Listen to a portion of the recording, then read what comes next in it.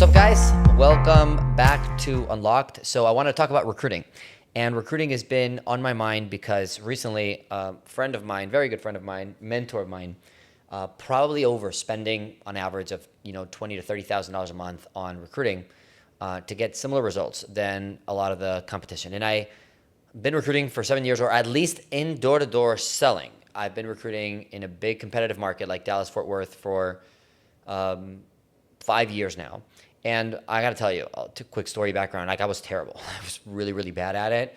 I did not really believe. And of course, a lot of it starts with the confidence, right? So at the beginning, I didn't really believe nobody would want to go door to door. And even if you're listening to this right now and you might agree to that, it isn't true. There are people that is their career choice. It would never be my career choice, but it is their career choice to go door to door long term. What we do is a little bit different. We hire people and a part of what they do is door to door, but that's only 10, 20% of their full-time career, because then they go on and to manage different clients, different cities and stuff like that.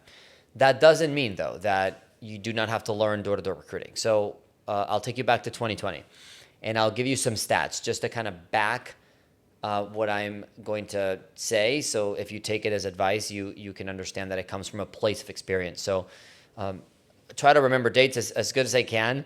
It was it was August of 2020. So we are in the middle of the pandemic, and we worked with a client that was obviously, as a vendor, kicked out of every retail store.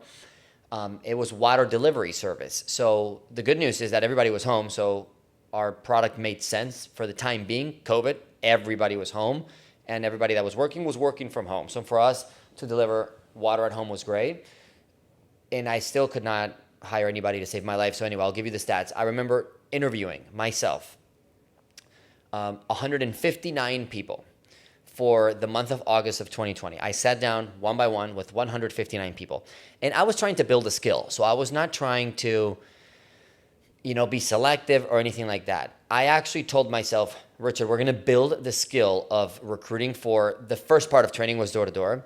So recruiting for door to door as a skill, let's just see how good we can get. And I really remember trying. Out of the 159, my goal was to hire every single person. And I knew that wouldn't happen because that doesn't happen in any world, but that was my intent. I did my best with every interview. Okay? It depends on how many steps of the interview you have, but in our case, we had a first round interview, a second round interview, and then a third round interview. And I was doing all the rounds because it was just me. After COVID, there was no employees. Everybody was getting money from the government. It was terrible. And so I was doing all the interviews. I did 159 interviews, and I tried hiring every single one of them, and I only hired 9. I had 9 people sign. I had 9 people offered a position for a W-4, a W-2 position, where the beginning part of training was door to door, and only 5 showed up to actually sign their paperwork as an employee for the whole month of August. 5 out of 159. That's got to be like, I don't know, 10% would be 15. So that's got to be literally 4% of people, or nothing, right? It was terrible. And so anyway, when I do the math, I was looking at it like, what did I do wrong? And what I realized is I couldn't do less if I wanted to keep going. So out of the 5, only 1 stayed, by the way, in case that matters. Only 1 stayed. So really, in my head, I only hired 1 person because after 2 or 3 days, the other 4 people were gone. So I had 1 person stay, my boy Troy, if you're out there. He stayed for 6 months. It was great. The next month, so this was August 2020. Month of September 2020, I said, hey, you know what? And by the way, my confidence was completely destroyed. I was reaching out to mentors in my business that were really not helping me out. And it was not really, they were telling me Richard, you're never going to make it. You need to have more confidence in yourself. You don't have any. And I was like, dude, what am I going to do? I couldn't quit. So for the month of September, I did 239 interviews. And I remember these numbers because it changed my life. September of 2020, I was like, you know what? I'm going to go again, and I'm going to go even harder. I was interviewing, man, from 8 in the morning, and I had my Zoom outfit. So it was Zoom interviews, and it was shorts and then a shirt and a jacket, but shorts and tennis shoes at the bottom. And I did 239 interviews, and I had the same mindset. I was really upset. But I did, interviews from 8 in the morning, probably until 6:45 at night. I remember my last slot of interviews was at 6:45 at night. It was finishing at 7:30 p.m. And then I would do calls. from 7:30 to book the next round of interviews for the next day. So I was working 12, 13 hours just doing interviews. And 239 interviews in the month of September, we hired 40 people. Went from offering 9 the month before to offering 40.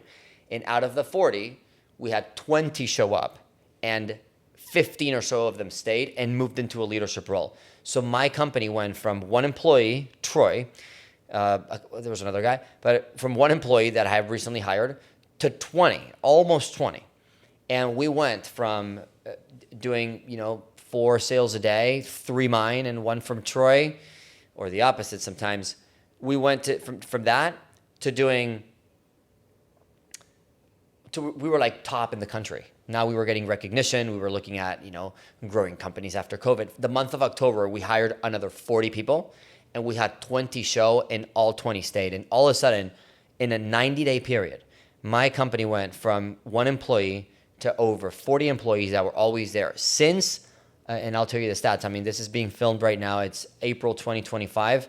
Since September of 2000, let's say October, since October of 2020, which has almost been 5 years to this date, we have never had less than 40 employees, and or at any given time going door to door. And so we've built our business. We went from literally 1 employee, Troy at the time, to there's almost 1,000 across the United States. And all it was understanding recruiting.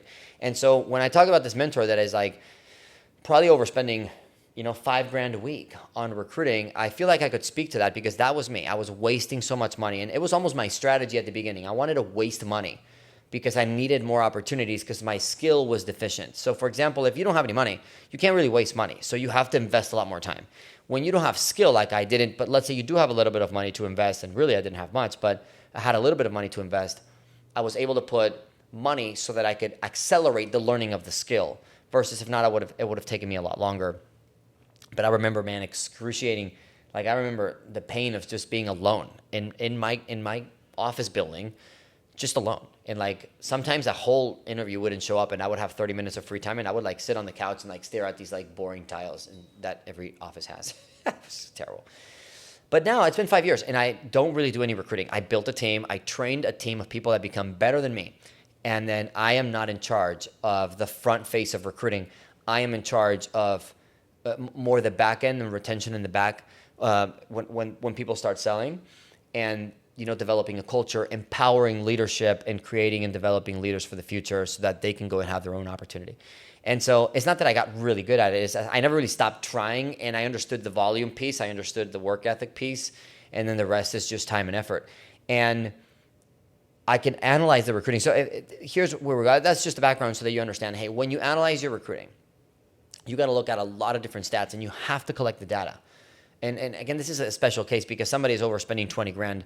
It's probably a winner because they're not just overspending money to not, because they're an idiot. They're just getting it done no matter what. And the results are there no matter what for him.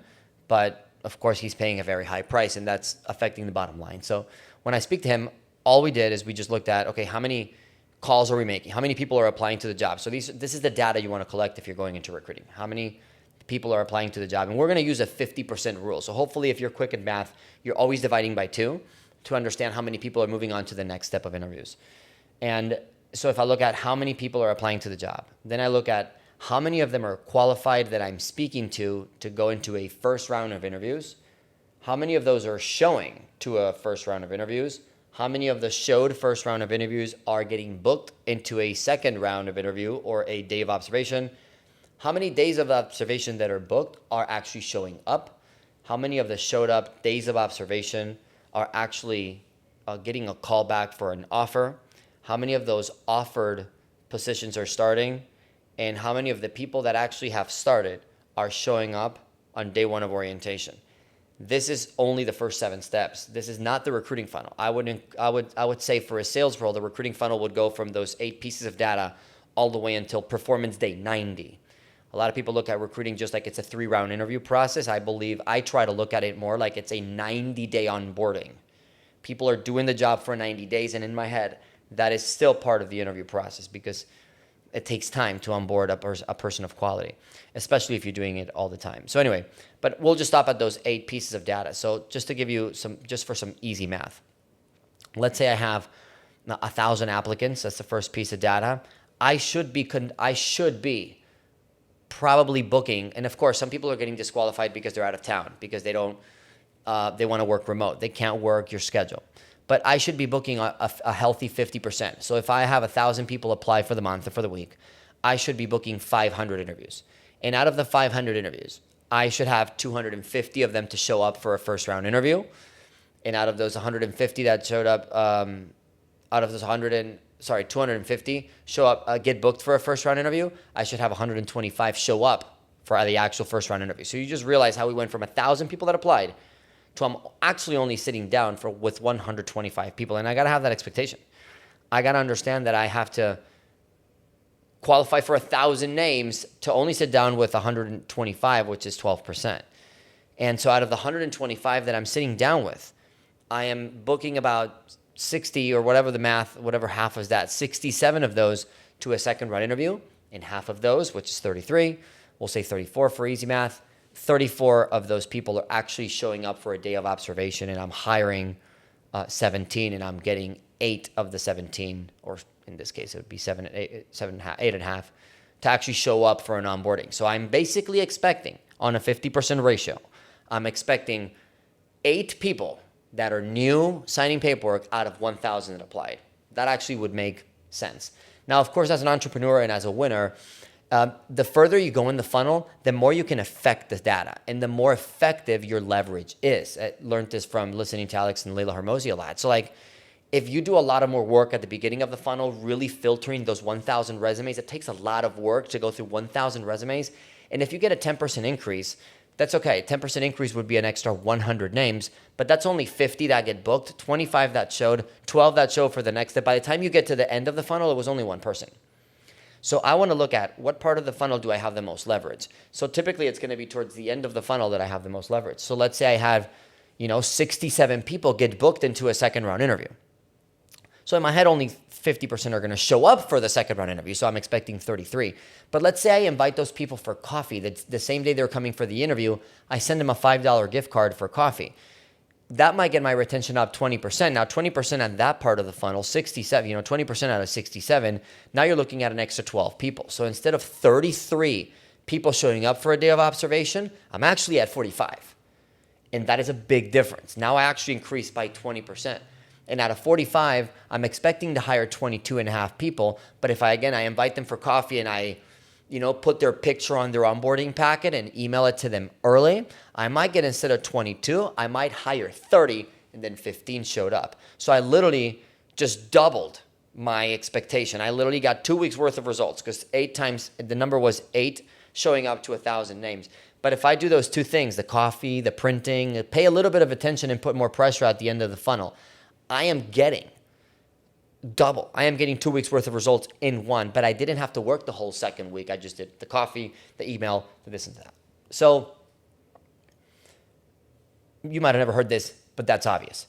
The point is, this is obvious work. And of course, if you're into your recruiting, you're like, well, I understand that.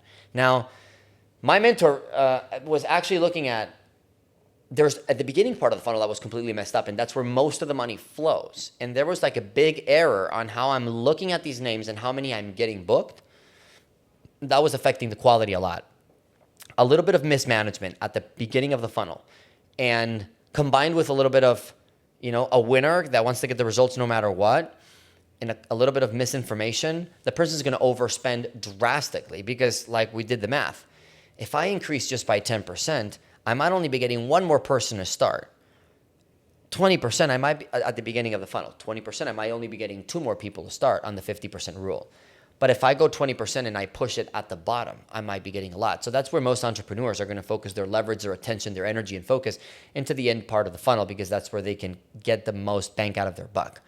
But you don't want to overlook and not understand the beginning part, because all of your dollars and all of your efforts are going to the beginning of the funnel that's getting, flooded down to the bottom. So if you do not have an expert person at it, or if you're not an expert yourself, because maybe you're too busy, maybe you are just so focused on selling that you're just doing whatever it takes to get the numbers up, the reports up, but then it's not working on the back end, you can get a $20,000 monthly burn, like what I'm seeing now, and completely fair. Like, the person's getting the job done, but at what cost? And what I look at it is not like the person is extremely intelligent, the person I'm talking about, is literally just like a missing point, one missing point of the data. One non-analyzed data, one overlooked, one non-worked on piece of data. And so my message to whoever's listening to the audience is, I got to know everything. I got to know where all the dead bodies are at. I got to know every single thing.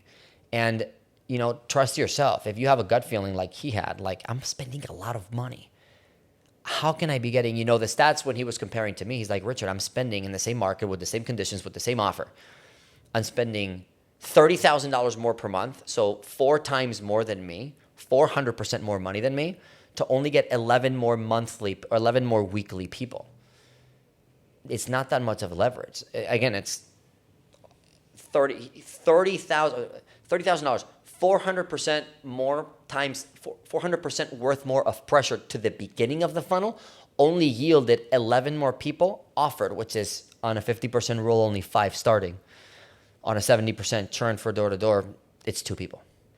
It's literally 15 grand a person that lasts 7 days. And if you squeeze that to 30 days, it would be 1 person.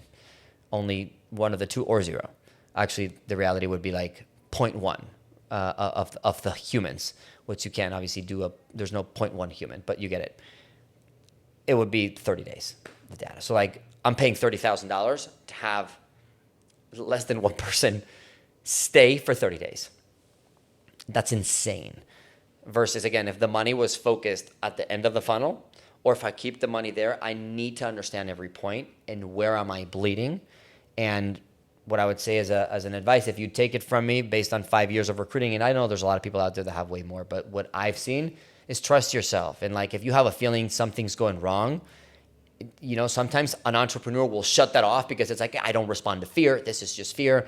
I do not behave. I do not respond to fear. And that, like, I get it, but it might not be fear. It might be like, if you have a gut feeling that, hey, I'm overspending, it's just a sign. I would encourage you to at least do the math and study, because there's probably something wrong that could be it could be extremely meaningful. Imagine how much your bottom line would change if you could save $30,000 a month, or in this case, imagine if it's with different numbers, if you could save 400% of money or energy or time. And we don't even talk about all the extra manpower that had to be reallocated and resources for them to deal with that much more at the beginning of the funnel versus us.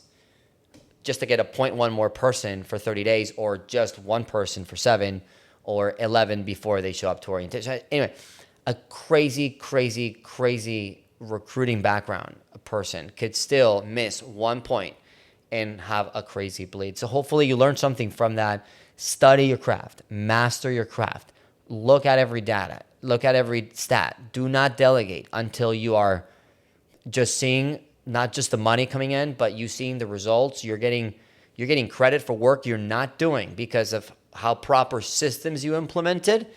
And hopefully you learn something. We'll see you at the next one.